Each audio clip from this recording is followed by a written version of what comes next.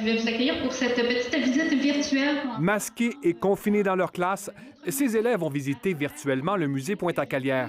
Donc, vous avez le harpon. Est-ce que ça a l'air de la pierre, de l'os? Ça nous sort de l'ordinaire. Puis cette année, bien, il faut s'accrocher à chaque petite chose qui sont différentes. Notre quotidien est trop le même. On a l'impression de vivre le jour de la marmotte. Les résidents de Montréal. Cette rencontre virtuelle vient tout juste d'être créée par le musée pour combler le vide laissé par l'annulation des visites scolaires. Dans son mini-studio, la guide présente les vestiges par vidéoconférence. Et bien sûr, elle répond aux questions. C'est estimé à combien la valeur? Les amis aiment ça me poser ces questions. En fait, c'est pas vraiment une valeur monétaire. C'est certain qu'avec la pandémie, il a fallu vraiment repenser nos interactions. J'ai filmé des petites capsules vidéo avec un contenu essentiellement qu'on aborde déjà dans nos visites en présentiel habituellement.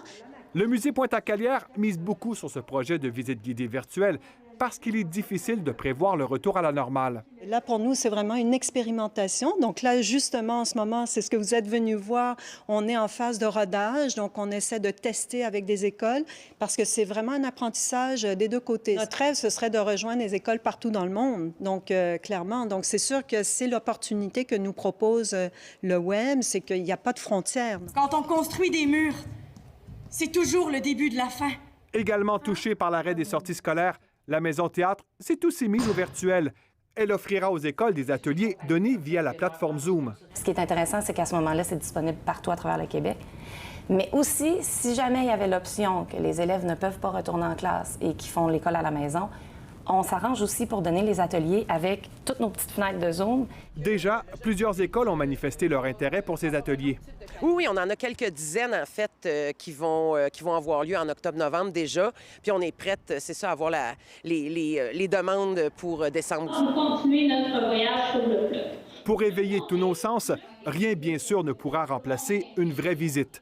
Mais pour ces jeunes, l'expérience avec le musée Pointe-à-Calière arrive à point nommé. J'avoue que ça faisait du changement.